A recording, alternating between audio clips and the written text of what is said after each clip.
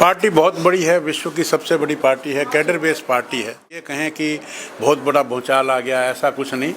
बहती गंगा में लोग आते हैं, लोग जाते हैं, डुबकी लगा कर चले जाते हैं। एक आदमी के आने या जाने से संगठन पर प्रभाव नहीं पड़ता। अब समुद्र जब चलता है तो बहुत सारी चीज़ें इसमें जुड़ती हैं और वो अपने लाभ हानि देखते हुए कुछ लोग तो विचारधारा को समझकर आते हैं, कुछ लोग इसलिए आते हैं कि टिकट मिलेगी और फिर जब टिकट नहीं मिलती तो वो चले जाते हैं। कर लेते हैं फिलहाल किस तैयारी के साथ मैदान में उतर चुके हैं। हालांकि चुनौतियां तो बहुत हैं इनके सामने।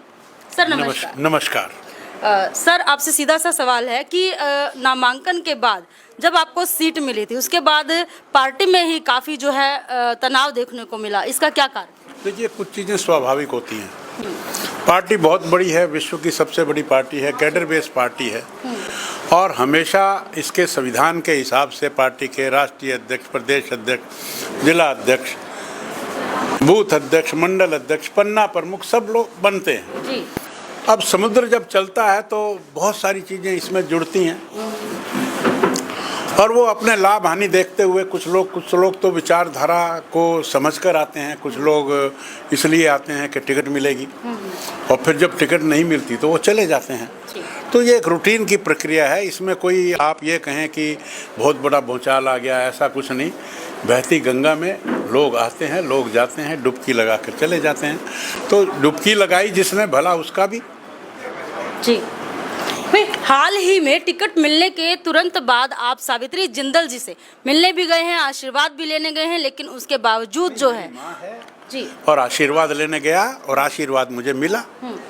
तो और देखिए, आप महाभारत में भी एक दूसरे के विरोधी होते हुए भी वो आशीर्वाद लेने की परंपरा हमारी संस्कृति में रही है जी।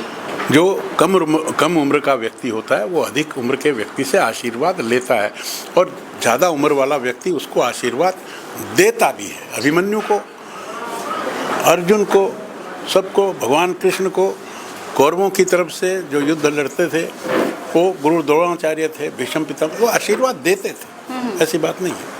आप ही की पार्टी की बात करें, भाजपा से अगर हम बात करें, गौतम सरदाना जी भी जो मेयर रह चुके हैं वो भी इस दौड़ में आ चुके हैं, उनको लेकर के क्या विचार है? नहीं, देखिए, मैंने आपको कहा ना, कुछ लोग आते हैं किस मंशा से आते हैं, विचारधारा से आते हैं या टिकट के लिए आते हैं, तो अपनी अपनी एक कंसेप्ट होता है।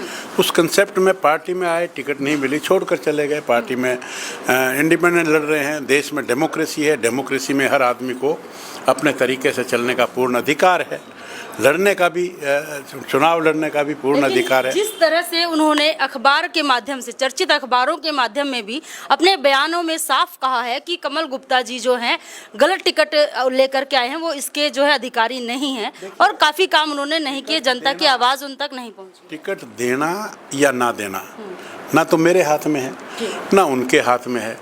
एक चुनाव संचालन समिति और एक चुनाव समिति बनती है। वो समिति सब तरह के सर्वे करवाती है, सब लोगों से मिलती है, अलग अलग लोगों से राय लेती है, फिर वो राय बनाती है।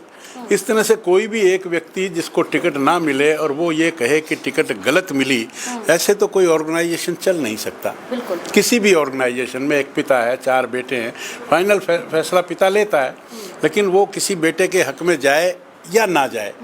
अब कोई भी आदमी पार्टी में, हमारे राष्ट्रीय अध्यक्ष हैं, हमारे प्रधानमंत्री जी हैं, हमारे चीफ मिनिस्टर हैं, हमारे प्रदेश अध्यक्ष हैं, ऐसे हमारे चुनाव के प्रभारी हैं धर्मेंद्र प्रधान जी, सह प्रभारी हैं विप्लव देव जी, इतने लोग मिलकर टिकट का फैसला करते हैं और टिकट तो 90 मिलेंगी, अभी सार में एक ही टिकट मिलेगी। तो जो परंपरा पार्टी की है वो ये है कि जो भले ही टिकट की दौड़ में 20 लोग रहें, लेकिन जो चुनाव संचालन समिति है वो समिति और देश का जो राष्ट्रीय नेतृत्व है वो सब बातें सबकी सुनकर वो सर्वे भी करवाता है, पार्टी के कार्यकर्ताओं की भी राय लेता है, सब चीज़ें करके एक फैसला देता है। अब वो फैसला देने के बाद अब कोई व्यक्ति कहे कि तो पार्टी ने तो गलत सोच लिया, पार्टी ने तो गलत टिकट दे दी, उस बात का कोई औचित्य नहीं है, वो कोई सार्थक बात भी नहीं है और वो संभव भी नहीं है। ये तो ऐसा तो हर जगह होगा ही, हर एक आदमी को टिकट नहीं मिल सकती। जिसको टिकट मिल गई वो तो कहे सही, इसको टिकट नहीं मिली तो पार्टी ने गलत फैसला लिया। मैं आपको दावे से कहता हूँ कि अगर मुझे टिकट बाई दी वे ना मिलती जी। तो जिसको टिकट मिलती मैं उसका समर्थन करता। मैं इस तरह से पार्टी छोड़कर नहीं जाता, क्योंकि मैं तो पार्टी की विचारधारा, मैं पार्टी में इसलिए नहीं जुड़ा हुआ कि पार्टी मुझे टिकट देगी। मैं पार्टी की विचारधारा से, भगवान ने भगवान राम का मंदिर बनाया, धारा 370 तोड़ी, इस तरह के जो राष्ट्रीय मुद्दे हैं उनसे जुड़ा हुआ हूँ। मैं किसी को टिकट मिली या नहीं मिली इसलिए पार्टी से नहीं जुड़ा हुआ। फिलहाल सावित्री जिंदल नामांकन भर चुकी हैं और निर्दलीय मैदान में है। कितना बड़ा कंपटीशन इसको देख रहे हैं? नहीं, मैं समझता हूँ कि कंपटीशन वाली कोई बात नहीं है। हम अपने कैडर बेस पार्टी के हिसाब से चलेंगे। पार्टी में हमारा पूरा संगठन तैयार है, उस संगठन में तो कोई नहीं टूटा है। जिनको टिकट नहीं मिली केवल वो लोग टूटे हैं। संगठन का कोई मंडल अध्यक्ष, कोई जिला अध्यक्ष, कोई और जो चीज़ें हैं वो नहीं हमारी, वो सारी की सारी पन्ना प्रमुख हैं, बूथ अध्यक्ष हैं और संयोजक हैं, प्रभारी हैं, विस्तारक हैं, प्रवासी हैं, सब लोग संगठन में खड़े हैं। तो ऐसे एक आदमी के आने या जाने से संगठन पर प्रभाव नहीं पड़ता। अगर बात करें रोड मैप की, किस तरह का रोड मैप लेकर चले हैं और किस तरह से जो है कुछ जो लोग हैं जिनमें थोड़ा बहुत रोष है उनको मनाने का काम किस तरह से किया? नहीं, देखिए, जो जहाँ तक उपलब्धियों की बात है, कार्यशैली की बात है और कार्य करने की बात है, हमने काम किया है, काम करेंगे। 10 सालों में बहुत काम किया है। हम ये दावा तो नहीं करते कि 100% काम किया है और जो रह गया है वो काम अगले 5 साल में करेंगे। काम किया है, काम करेंगे। एयरपोर्ट का था 200 एकड़ थी, हमने उसको 7200 एकड़ कर दिया। लाइसेंस एयरपोर्ट बनवा दिया। अब बड़े जहाज उतरने के लिए लाइसेंस अप्लाई किया हुआ है। अब इतना काम तो कर दिया, लेकिन 3rd फेज का काम रहता है, हवाई जहाज उड़ाना रहता है। ये जैसे ही लाइसेंस मिलेगा तो जहाज उड़ाएंगे। तो काम किया है, काम करेंगे। ऐसे ही सीवरेज सिस्टम है, हमने बहुत इम्प्रूव किया है। हमने आज छोटू राम कॉलेज में पहले पानी गोडे तक भरता था, थोड़ी सी बारिश में भी भर जाता था और वो 2 दिन तक नहीं उतरता था। आज पिछले 15 दिन में 10 साल की रिकॉर्ड बारिश हुई है, तो भी पानी जो बरसा और वर्षा समाप्त होने के 2 घंटे के बाद एक बूंद भी पानी छोटू राम चौक पर नजर नहीं आती है।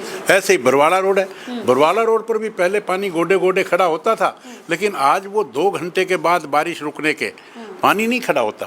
लेकिन मैं मानता हूँ हमने ये काम किया, हमने ड्रेनेज को इम्प्रूव किया, लेकिन कुछ गलियों में पुराने पाइप्स हैं, 50 साल पुराने पाइप हैं, वहाँ सीवरेज जो व्यवस्था है वो अभी भी बहुत अच्छी नहीं है। तो काम किया है, काम करेंगे, अगली दफ़ा उसको भी ठीक करेंगे। और जितनी रोड्स बनवाई, तिरंगा लाइट लगवाई, चौकों को सौंदर्यकरण किया, लाल किला बनवाया, भगवान अर्जुन कृष्ण और अर्जुन का रथ बनवाया, एक जगह भगवान कृष्ण का 5 जन्य बनवाया, एक जगह अशोक चक्र बनवाया, एक जगह चंद्रयान बनवाया, एक जगह इंडिया गेट बनवाया, एक जगह राम मंदिर का बनवाएंगे, एक जगह जो नया सांसद भवन है उसका जो एक स्ट्रक्चर है वो बनवाएंगे। तो बहुत सारे काम किए हैं, बहुत सारे काम करेंगे। जो शमशान घाट है उसको हम नवीनीकरण करने का काम कर रहे हैं, वो पूरा नहीं हुआ, उसको पूरा करेंगे। टाउन पार्क है, टाउन पार्क देश का सबसे सुंदर पार्क बनेगा, वो काम करेंगे। और दिल्ली से आते हुए जो स्वागत द्वार है वो आपने देखा होगा कि ऊपर बहुत बड़ा अशोक चक्र बना हुआ है। ऐसा स्वागत द्वार पूरे देश में कहीं भी नहीं है। ऐसा बढ़िया स्वागत द्वार उसको बनवाएंगे। ऐसे काम किया है, काम करेंगे। विपक्ष की बात करें तो रामनिवास राणा इस समय बिल्कुल आपके सामने है टक्कर देने के लिए, उनको किस तरह से देख रहे हैं? नहीं है, वो कांग्रेस के उम्मीदवार हैं और लड़ेंगे। हाँ, बिल्कुल मुकाबला करेंगे। कार्यकर्ताओं में कितना जोश है? कार्यकर्ताओं में आप देखो, यहाँ सारे कार्यकर्ता बैठे हैं और आज सुबह मैं लगा था, ये लगभग 20 या 21वां कार्यक्रम है मेरा आज का। ठीक, तो फिलहाल आप देख रहे थे 2 बार विधायक रह चुके और कैबिनेट मंत्री कमल गुप्ता जी से खास बातचीत।